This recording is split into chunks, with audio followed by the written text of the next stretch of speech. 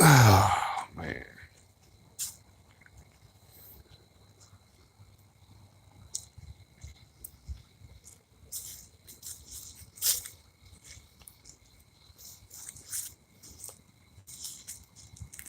What up? What up? What up?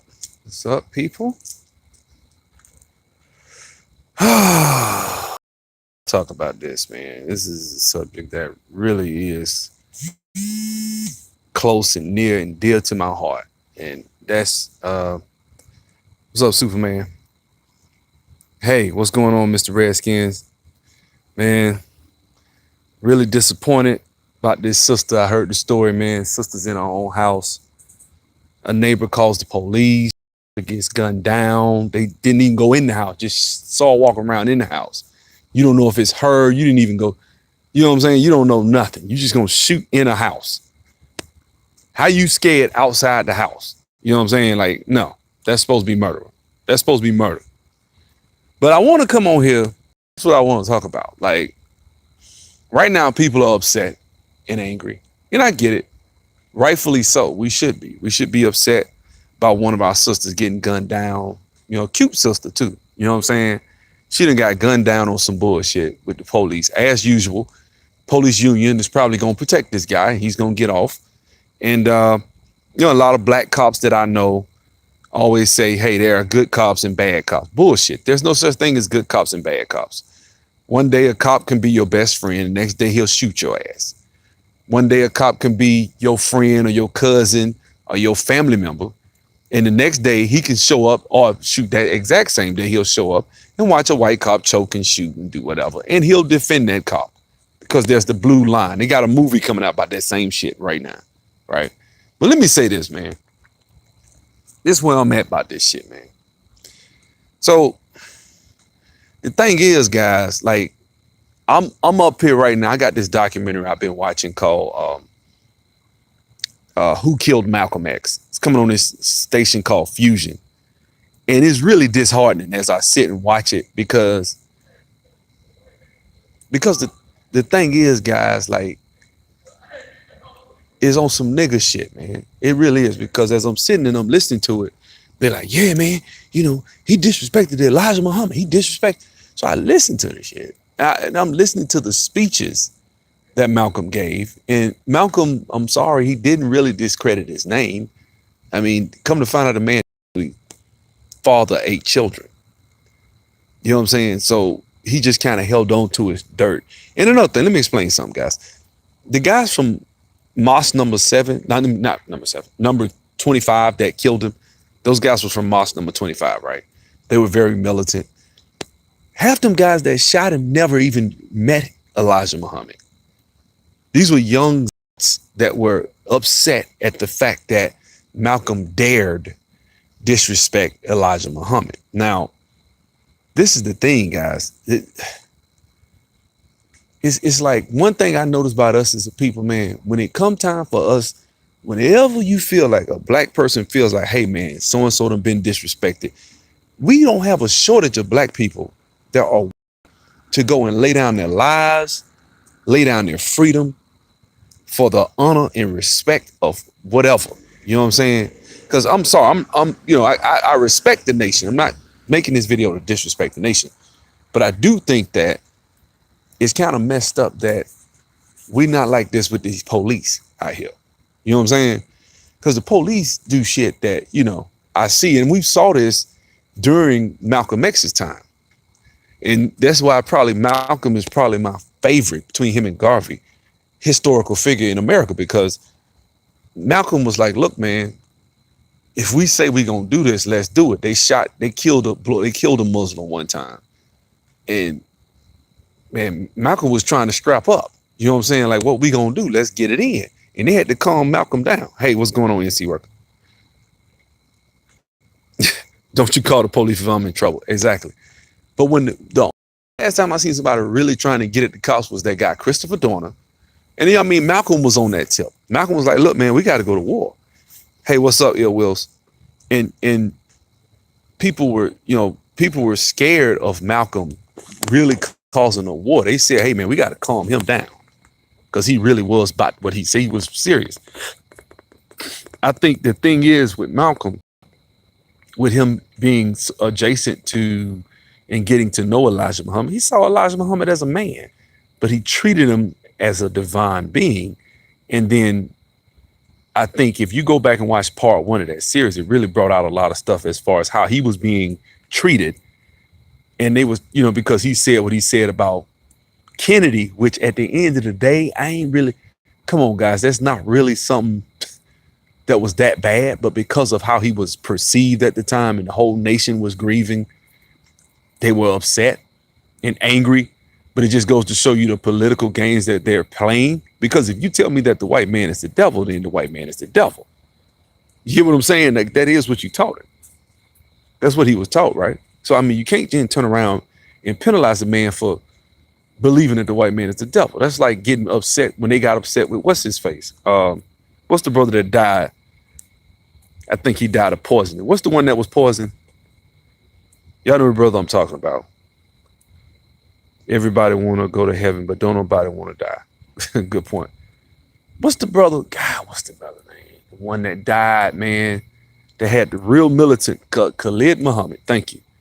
Khalid Muhammad. They didn't like him. You ever notice that? The nation wasn't really rocking with him.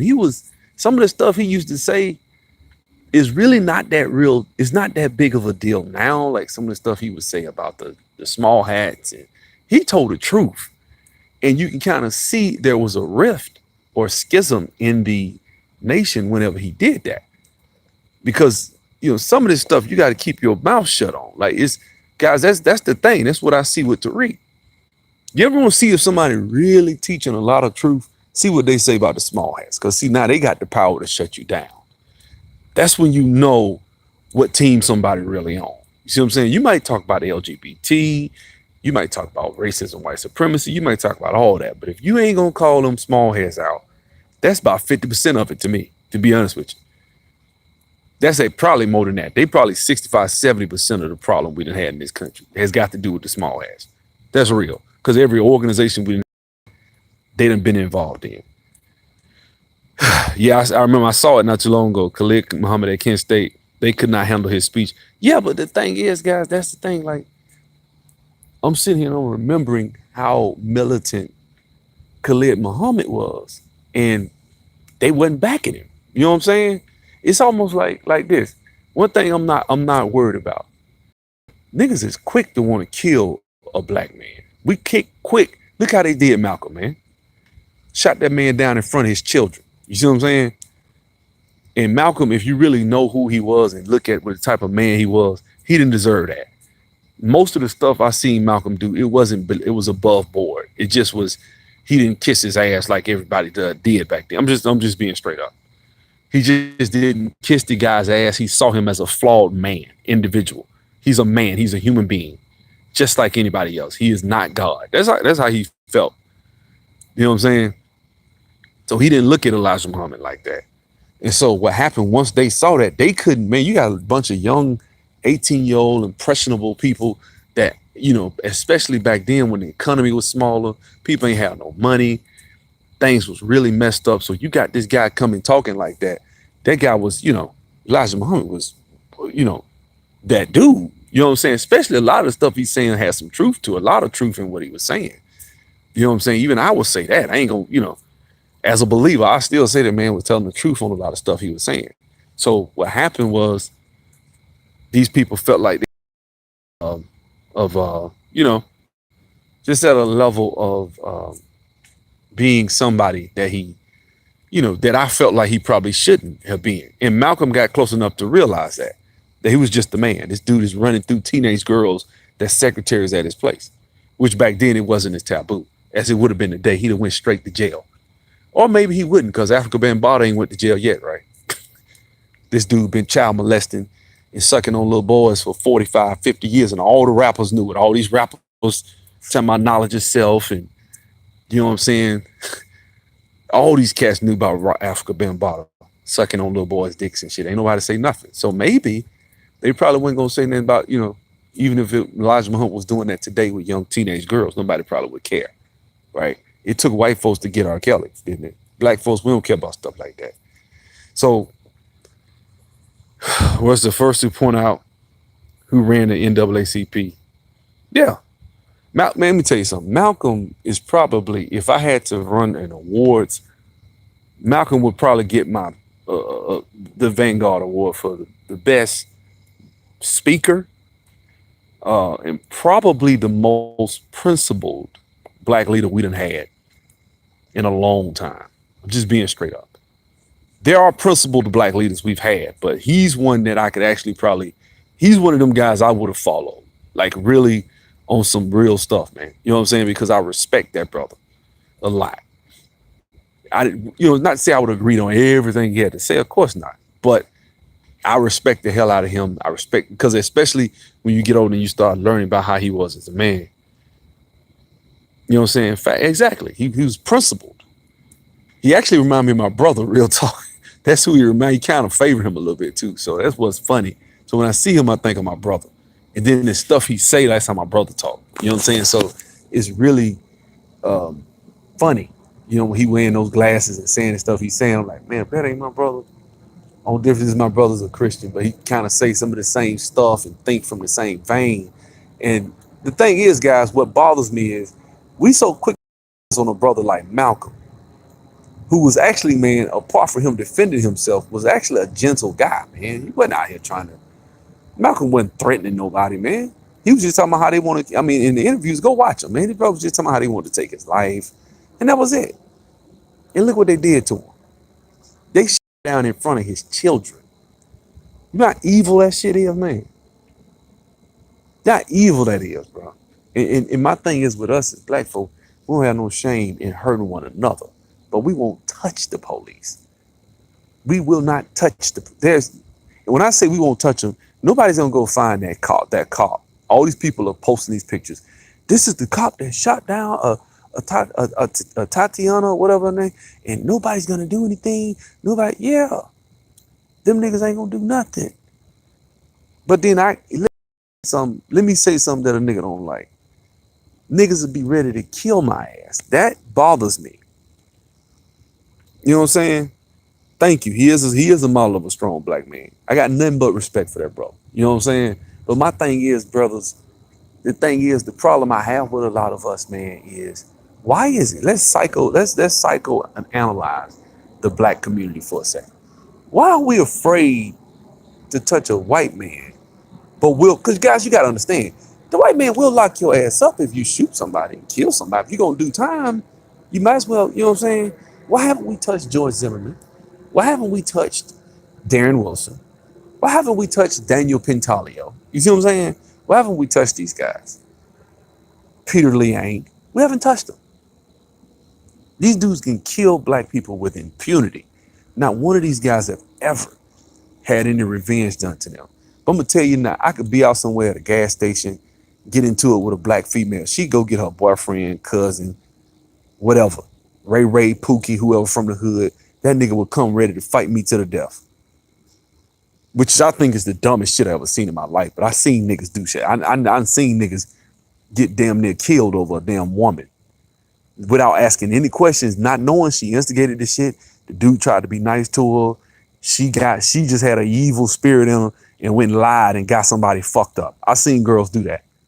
I've seen women do that, lie on people. I had one lie on me, trying to get me shot up. And I never touched her. She hit me. I grabbed her, tried to stop her, bagged up. Hey, just leave, get out. And she called her brother and said I jumped on her. See what I'm saying? Crying like I beat her ass.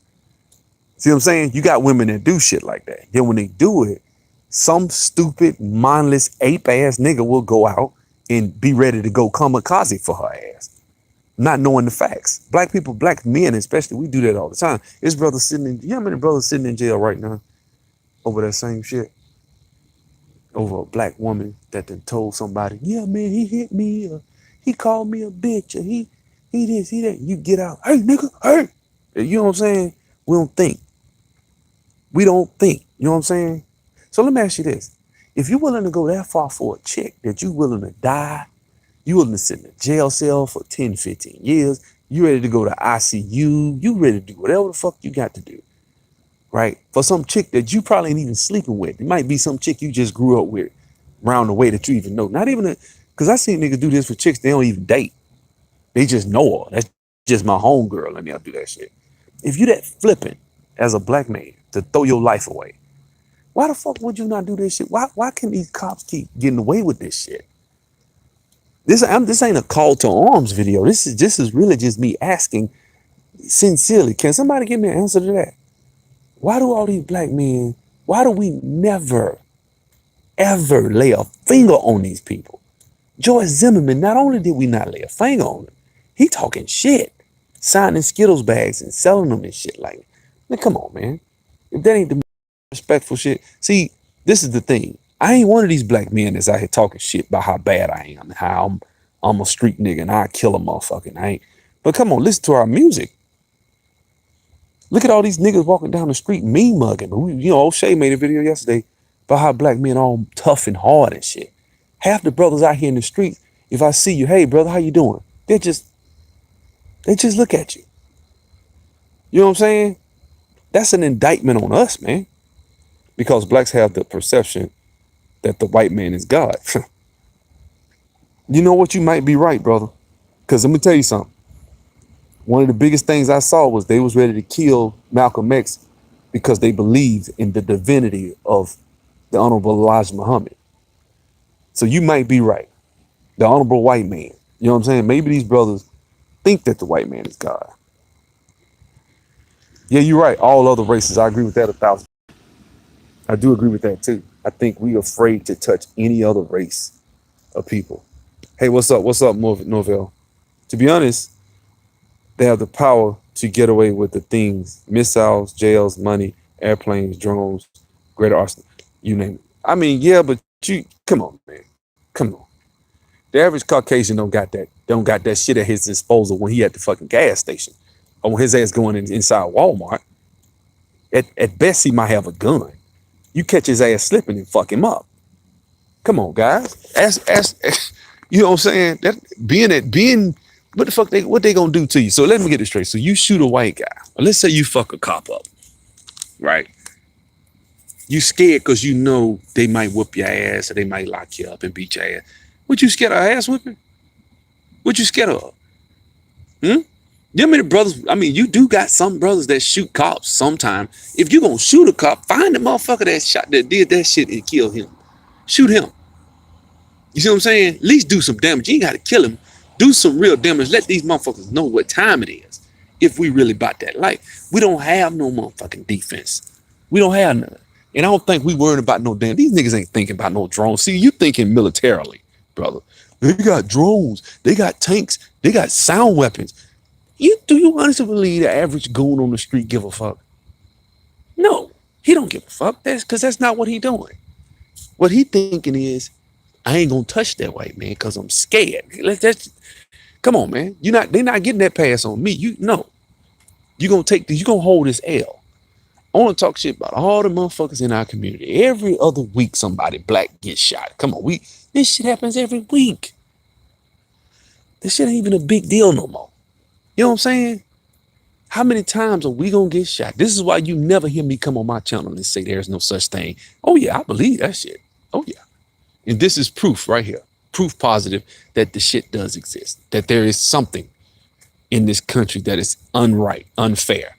Because if he'd have shot a young 7, 8-year-old white child, white little girl, his ass would have been in jail for that bullet.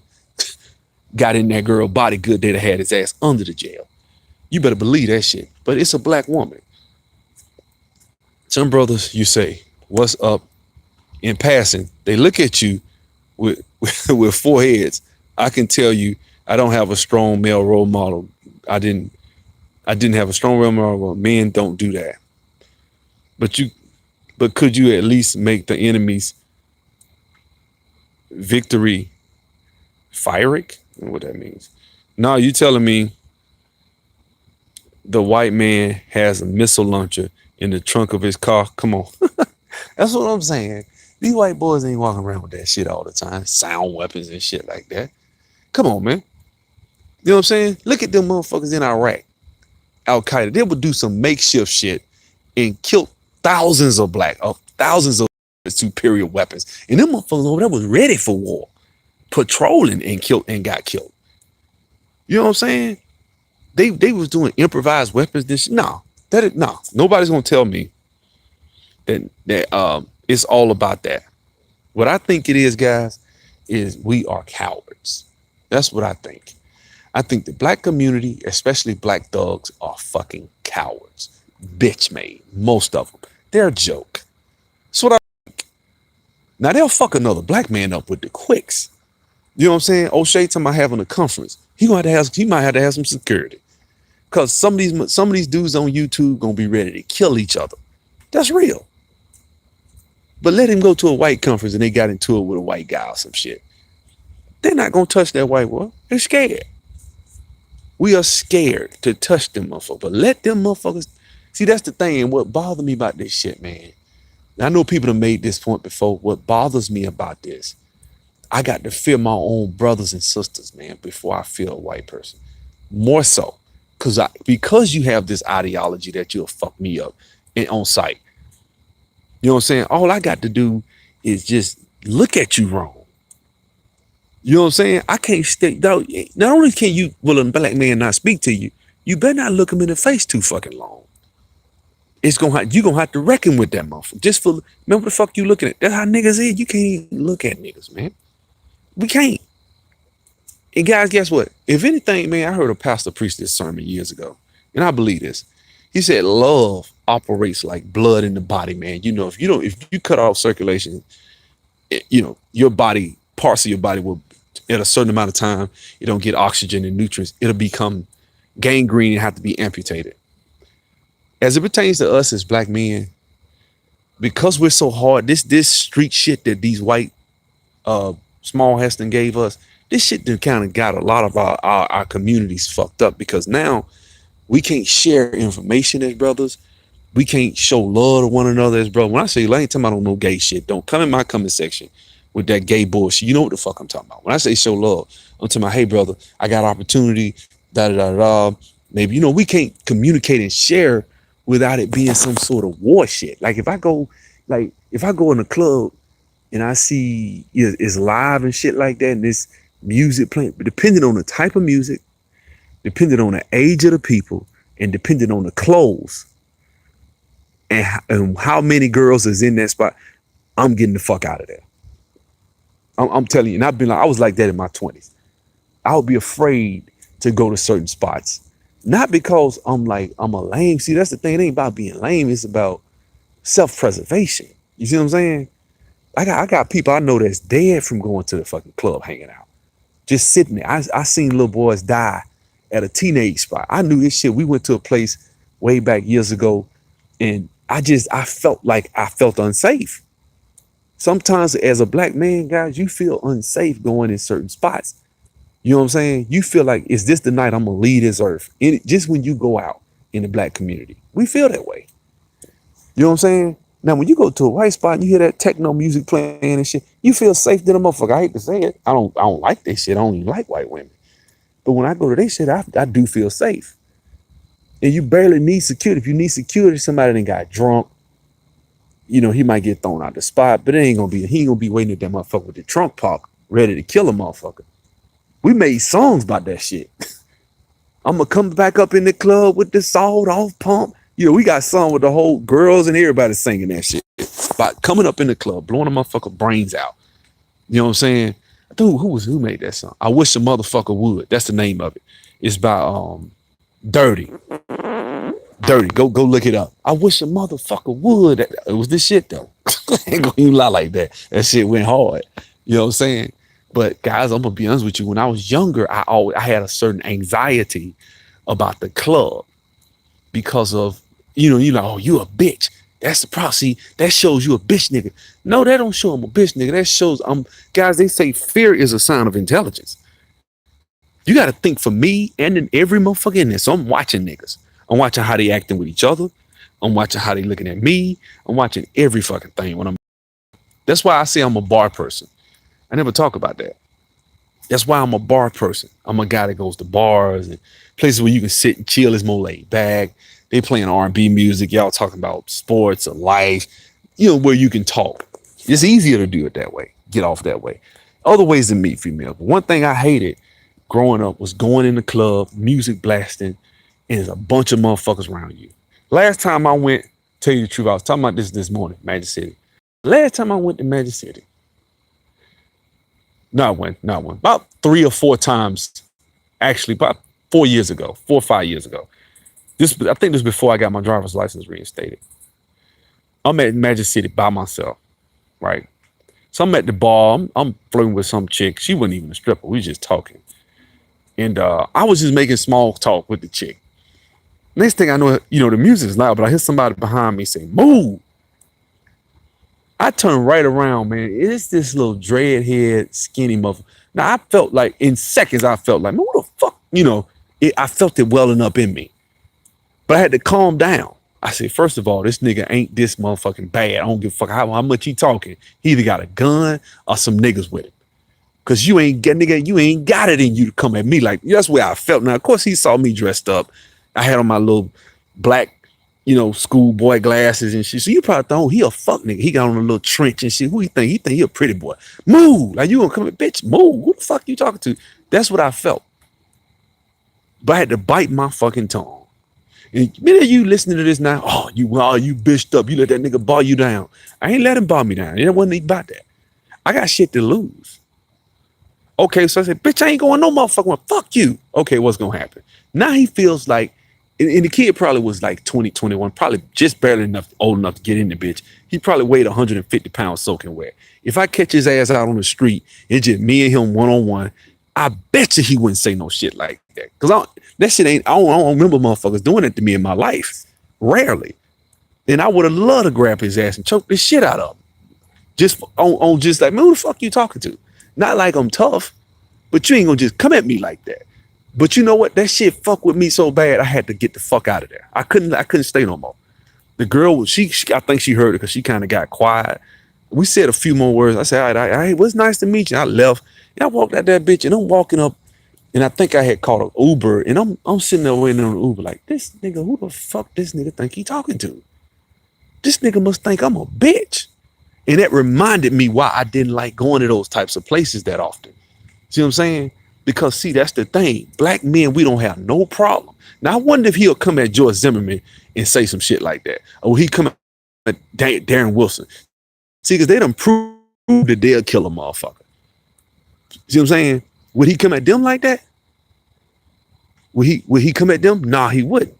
He probably think twice before he say something to George Zimmerman, because see, George Zimmerman a killer too, supposedly, if he a killer. You know what I'm saying? But why would you come up to another black man and tell him to move? Who the fuck you think you is? See, this is the type of shit that you deal with black men. See what I'm saying? Sometimes I understand when motherfuckers get fucked up by the cops sometimes.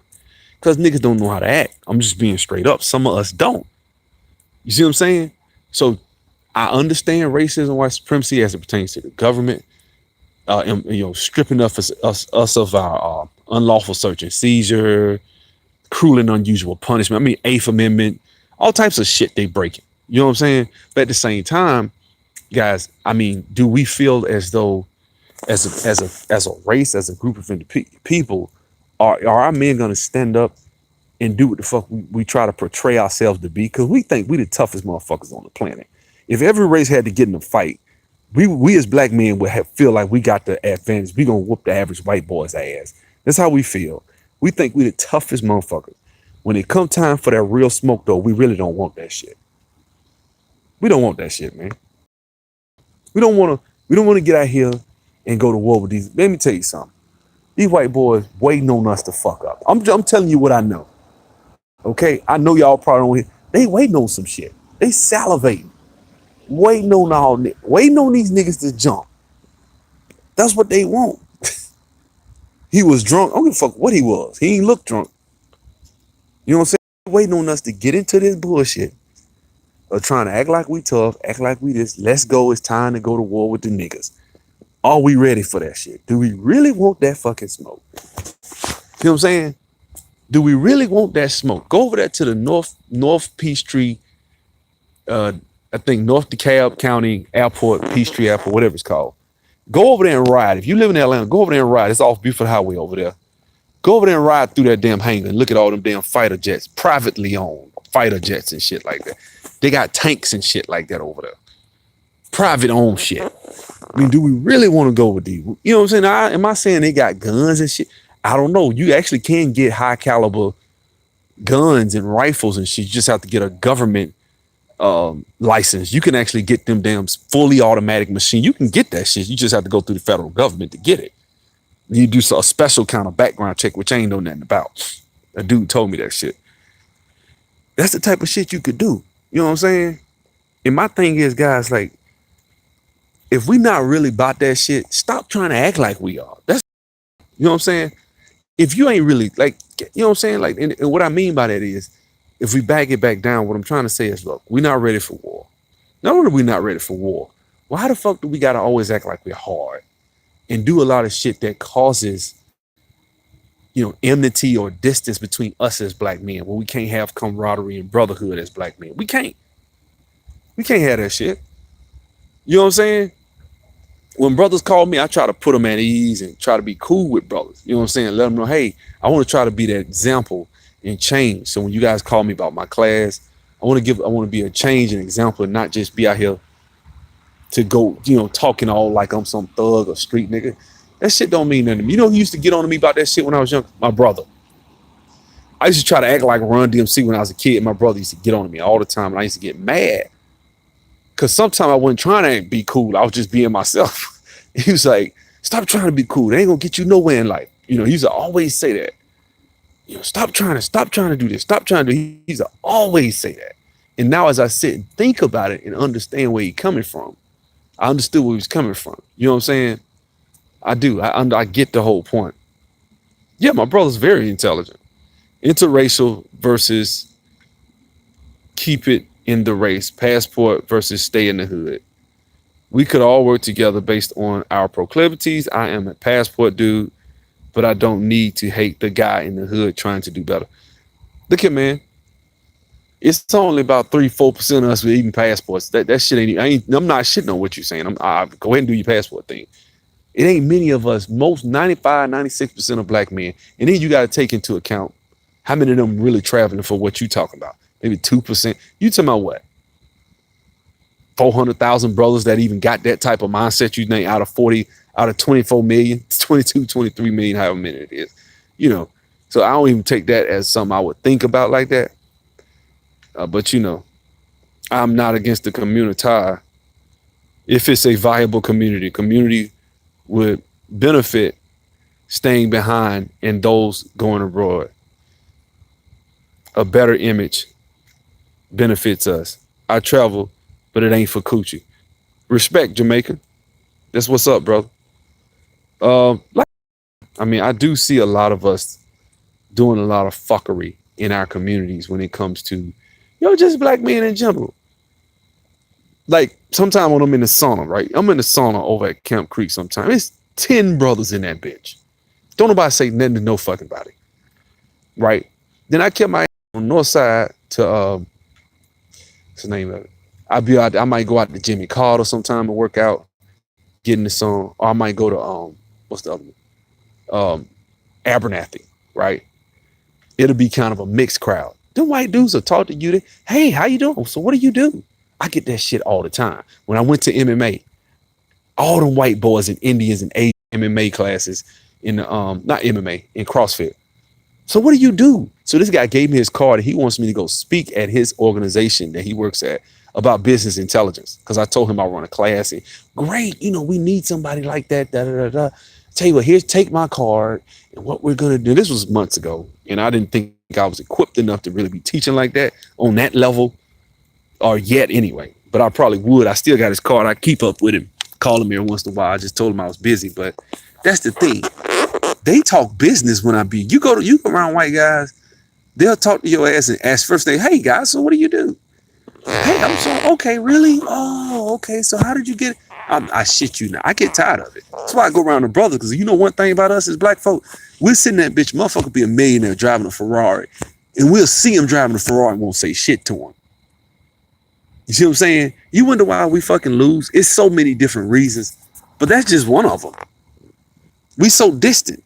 We feel like I ain't gonna sit down there. I ain't gonna be on that nigga jock because he just fuck that nigga. Just because he riding a Ferrari, I make my money too. Remember Players Club? When Luke came in there? Now, I ain't gonna lie, that was probably a bad analogy because Luke was showing his ass in that episode. But still, you know what I'm saying? Hey, what's up, man? Clyde. You know, you trying to get in there and say what's up.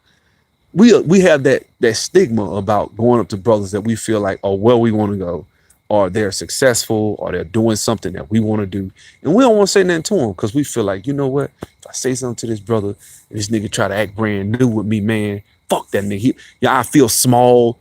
First of all, you know, I've been around people and tried to, hey, bro, how you doing? And they give me that attitude, like, oh, you on my jock, you trying to be like me, ain't you? Like, I know motherfuckers that will say shit like that. But you know what I learned? Fuck them. Get what you can. Get the information. If that brother got some information that I'm trying to get, I ain't finna sit there, nigga. Who the fuck are you, nigga? I ain't finna do all that shit. Yeah, man. Yeah, you the man, dog. Yeah, man. I'm just trying to get where you at. You know, try to put his defenses down, stroke his ego, and then get him to shut up and tell you that one piece of nugget of information that you might need to get where the fuck you need to go. But if you tough and a motherfucker speak to you and you can't even speak back, which is a lot of us as black men, we can't even say hello to each other without trying to have this bravado, like I'll whoop your ass type. Y'all know, you know what I'm talking about. Y'all know exactly what I'm talking about. You gotta have this mean ass face. Remember Cat Williams? Cat Williams in Pimp Chronicles, he was like, what did he say? He's like, I know in America you gotta be a hard motherfucker, but damn, nigga, you wake up in the morning, you gang banging on bacon, nigga. You know, like that shit. You know what I'm saying? I was thinking about it like, he right. Motherfuckers gotta mean mug you all the time. And it's really unhealthy. You know what I'm saying? I think a lot of us need to start looking at networking. That's probably why a lot of us don't network, man. How think about it, guys. How easy is it for us as black men? I'm just talking about the black men. I ain't talking about black women, because black women got attitudes too. So, and a lot of them be catty with each other and shit. So it wouldn't be easy for them either. You know what I'm saying? But how many of us could easily walk up to another brother who's, let's say, doing real well in business and just ask that brother, hey, man, how you doing, brother? My name's so-and-so, so-and-so. I admire what you do, man. I just really want to see how you vibe, how you got where you going. I really like. Now, I ain't gonna lie. If a brother came up to me, I'm gonna tell him every fucking thing I can give him. Any information, phone numbers, emails, whatever I can help him with. Because I appreciate that. The fact that he actually had the audacity to walk up to me and say that shit. But a lot of times, a lot of us as brothers would be scared to do that shit, wouldn't we? You know what I'm saying? You know how quick you could build wealth if you, say, for example, guys, let me tell you something. The brother I met, and this shit has really changed my life. I give him credit. What's his name? Tyron Spear. The millionaire guy who I interviewed on my channel some months back, about a year and a half ago. If you look at Tyron, I met Tyron at the Black Enterprise Conference. And we just started talking. I didn't know who the fuck Tyron was. We just were talking about all types of books and shit. And, you know, Tyron's a real well-read, well-versed bro. So we started talking about all types of history and shit. Of course it wasn't on no gay shit. We just talking about talking about business, really. That's really what we was talking about. And we was around Dave Anderson used to have a radio station called Blackonomics.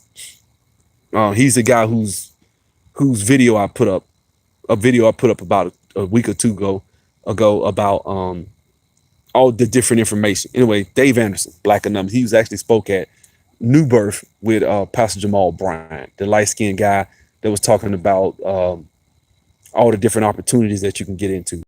He invited me to Black Enterprise. How did I meet him? Calling into his radio show. I called him. He got me in, gave me a free pass. I go in, and then I met Tyron. Tyron was around there. We was talking. Next thing you know, he tells me, yeah, man, I've been doing this and doing that. And I started about 4 months ago, man. I've been making $20,000 a month. Really? So how did you do? You know, he told me what he did. I ain't going to put his business out there. He told me what he did.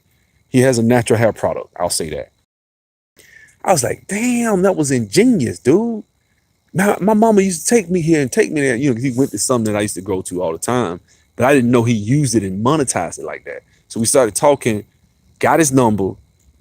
About 6 months later, I called, what's up, brother? Actually, I probably talked to him a couple times before that.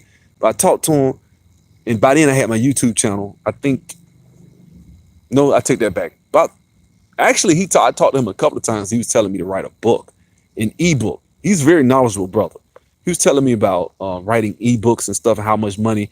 Guy by the name of Greg Caesar, whose course I paid for, but Greg Caesar actually teaches you how to write ebooks about knowledge that you have and monetize them and sell them on Amazon for a living. And you can create passive income just by writing a little 99-cent ebook that you probably won't think will sell a lot. But you putting out one or two of those a week. Think about it. You know what I'm saying? Let's say you're selling 500 of those a month, or 200 a month, or 100 a month. That's $100 a month on something you probably took, an hour, 2 hours to write. You know what I'm saying? Anyway, he went and he told me about that, and I tried to write the ebook. Didn't work. And then, he started talking to me about, I told him, I said, man, I'm starting to teach, stuff like that. So he gave me some ideas. And then he told me about this conference called Traffic, Sell, and Profit with Lamar Tyler. And I went to the conference, and it's changed my life as far as how I look at my whole trajectory, is what I'm trying to do, where I'm trying to go in life. It gave me a vision. You know what I'm saying? Now, had I set up at that Black Enterprise conference and tried to act hard like I'm some street nigga, hey brother, how you doing? And never said nothing to him, that's a wealth of knowledge and information that I would have never been able to tap into. That brother makes $190,000 a month. I'm trying to get where he at. Fuck a ego. Okay, it ain't even about me trying to be smart or whatever. I just, you know what I'm saying? It ain't even about me trying to show what I know. I'm smart and better than it. There's always somebody out there run circles around your ass. You see what I'm saying? So you can soak up that game, but you can't soak up game when you tough. You can't. So, black man, what we need to do is start practicing networking. And it's YouTube. You watch the tool right now that will actually get you to that level. You know what I'm saying? Exactly. That knowledge is mine. Relationships, phone numbers. I got people's numbers. I got cards. I met people, you know what I'm saying, that are making millions of dollars. I met somebody damn near finna make $10 million this year. This is her 4th year in business. First year she made 200,000. And I think she made like a million. Last year she made 3 million. This year she had made 3 million by March. She said she was on pace to make like $9 million this year. Sharice Sassy Jones. Sassy Jones, type it up on Instagram. Met her. You know what I'm saying? Met the people that was on Shark Tank. Curl Mix. You know what I'm saying? Ask them their secrets. I ain't know shit about this conference right here in my city. You know what I'm saying? And now I'm going next year. And I'm going to every event he have. I'm going to be right there. Lamar Tyler. I'm going. Great event. You know what I'm saying? Now, how did I find out about that shit? By not having an ego. Damn hard and tough. Sometimes being cool won't get you nowhere in life. Keeping your mouth shut, trying to walk around like you got all the answers, ain't gonna get you nowhere.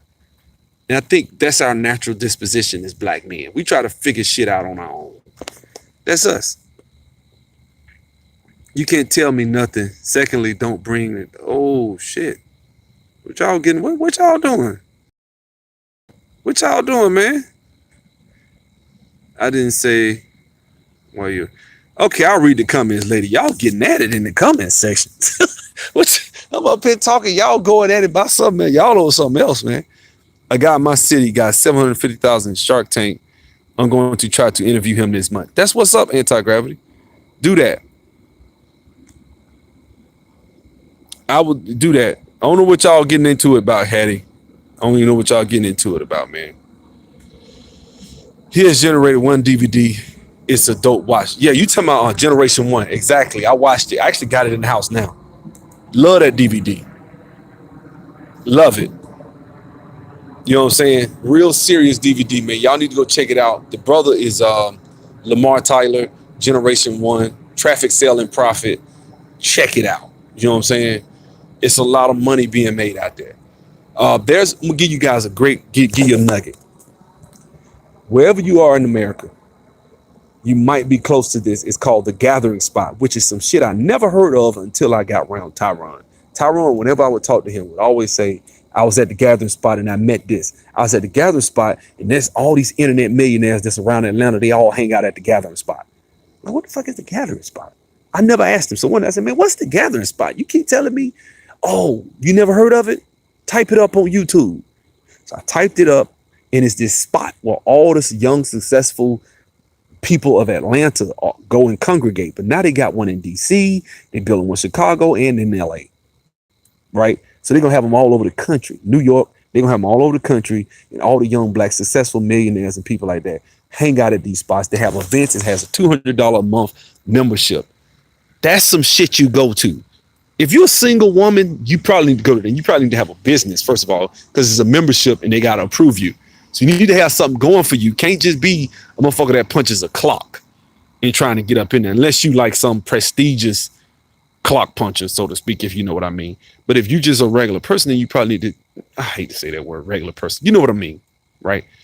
If you need to basically have some shit going that's fly. You know what I'm saying? You need to try to have something that you're trying to, proliferate. And so I think that's the thing, guys. I think we need to try to start getting into the around black people that are doing it where we want to be and shit like that, and invest money in that shit. Like at your look, spend money. Like I'm finna spend like probably about $1,500 to $2,000 on some suits. I'm not playing.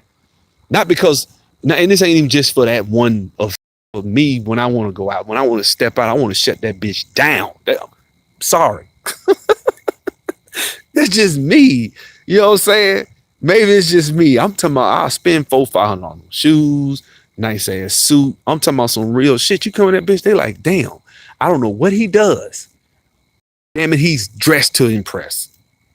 I don't know that shit, that tailored suit, that Italian cut, extra slim cut suit with some shit he got on that damn bun, that Tom Ford or that bun. Now, that's how your shit need to be crisp, man. Have your shit crisp. So when you come up in there, hey brother, how you doing? You smiling, make sure your teeth together, make sure everything, your hair is impeccable, and you smile and you talk to people. You say, hey, how you doing? I'm so and so and so. Okay, I want to go where this brother's going because he looks like he's a winner. See how that shit work? See what I'm saying? And the next thing you say, hey, my name is so and so so and so. I do this, I do that. And I saw you speaking and I was impressed. And I just really want to da. And see what I'm going to do is I'm going to meet people and bring that shit back y'all way and get y'all that information. That's what I'm going to do. You see what I'm saying? I bet y'all like, well, damn, why you ain't interviewed the people off Traffic Selling Profit? Because I'm busy. Because I'm real busy. You know what I'm saying? I hadn't had time. But yeah, I talked to 2 or 3 of them people. They said they was ready, but I never called their ass back because I was so busy.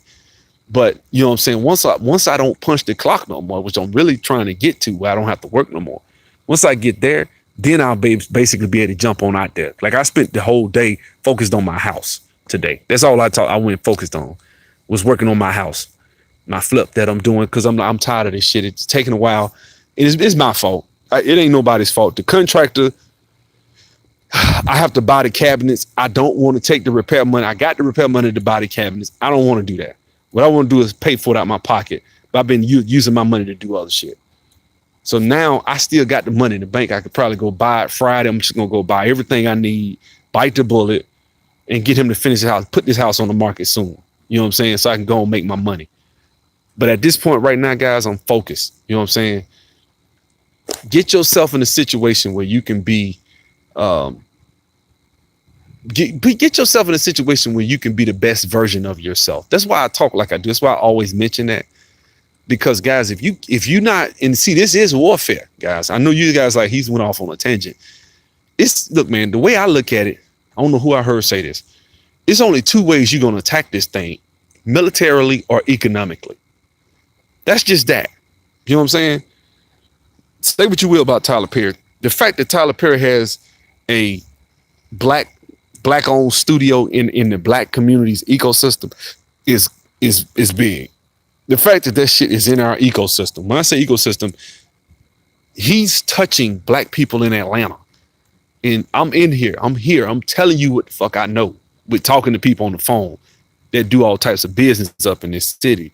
And they telling me, man, this is causing a lot of opportunity. And I just rode out there today, and they don't give tours. They don't, because our damn show is going to go on one and go live on my channel. He's saying he going to wait till probably May of next year to even decide if he going to do that. You know what I'm saying? So the thing is, guys, what I want you guys to understand about the whole scenario is that, man, you know the 2 ways to attack this thing, man, militarily or economically. We don't have the stomach to attack militarily. We don't. So it's the other way. Is just going straight at it economically. You know what I'm saying? And black men especially. You know what I'm saying? Because we are the leaders, guys. We are the leaders of the community. I know we probably don't hear that often. We technically, they say black leaders. We the faces in the crowd. The faces in the crowd is the leaders. We have a leaderless movement, so to speak. We are the leaders, man. Each and every one of us as men, we lead households, we lead families, we lead businesses, we lead young men as model citizens, and we lead women, believe it or not. I believe that shit. You know what I'm saying? But we got to lead with power. You know what I'm saying? With our iron fist. Because you guys, I heard it said 1,000 times. A lot of these guys that say that, a lot of these hate black women guys, some of the points they make, they say, man, we can't hold them accountable. Well, yeah. How do you hold somebody accountable? Sorry. We got to get that first before we even know what it feels like to hold somebody accountable. We can't hold nobody accountable when we ain't got no money. You know what I'm saying? So we lead indirectly by how we carry ourselves in our communities. Speaking of facts, deals are made outside the board room a great deal of time. I'm glad he's here doing business in Atlanta, even though I'm not a yeah. Yeah. Look here, man. Any black man that's winning, I got to respect, dog. I got to respect. In this day and age, with all this shit we going through and have been through in this country, you see a brother get to that point. Come on, man, you got to marvel at that shit. $300 million? Shit. Respect. Ain't nothing. You know what I'm saying? Respect. I didn't believe in the dress. Come on, man. Any real nigga don't want no woman, no dude wearing no dress. Any real nigga don't want, some of the movies and stuff we probably didn't agree with. But, even in that, man, I'm going to be fair. I disseminate shit fairly. Some of the movies was actually showing black people in a fly position. All of them wasn't good. Like The Family That Prays was a damn good movie. I thought that shit was good. Temptation, good as hell. I liked it. Acrimony, that's when he did. That was a good one. But a dude was going through all that shit and built the business and fucked around and came back and gave her ass $10 million. She lost her damn mind. Acrimony was a good movie. A lot of y'all brothers should like Acrimony, actually, if you really look at it for what it is. Now, the brother didn't have his shit together like he should have, but when he did, he came and tried to make it right. That was a damn good movie. Shit. Tyler Perry made some, Daddy's Little Girls Always. It's one of my favorites. So he's done a lot of good movies, man. You know what I'm saying? Some of them have been shitty, okay? The Mud movies, I wasn't feeling that. I never saw one of them, though. Never saw, that corny, cheesy comedy type. I don't want to see that. Mud Deal Goes to Jail. I don't want to see that. You know what I'm saying? I don't. But outside of those, most of the Mud Deal movies, he made some solid films, man. All the Why Did I Get Married movies I thought was good movies, actually. And I'm a fan of Tasha Smith. Anyways, I love to see her in a bathing suit. Anyway, we have to like each other enough to do business with each other and share knowledge. That's it. You know what I'm saying? I have a general love for us as black people, especially us as brothers, man. So me, off the top, I care. So sometimes people get uncomfortable, man, when you come, hey, brother, what's going on? You talk to them like, what's up with you, man? What's going on? What do you do, man? Da, da, da, da. For long, the brother let his guard down. He started talking normal shit like that. But you start finding ways, guys, to get around wealthy. Sorry about that, y'all. One of the main ways I see to do it is go to places like the Gathering Spot. Wait, let me go, man. This thing's starting to trip. My back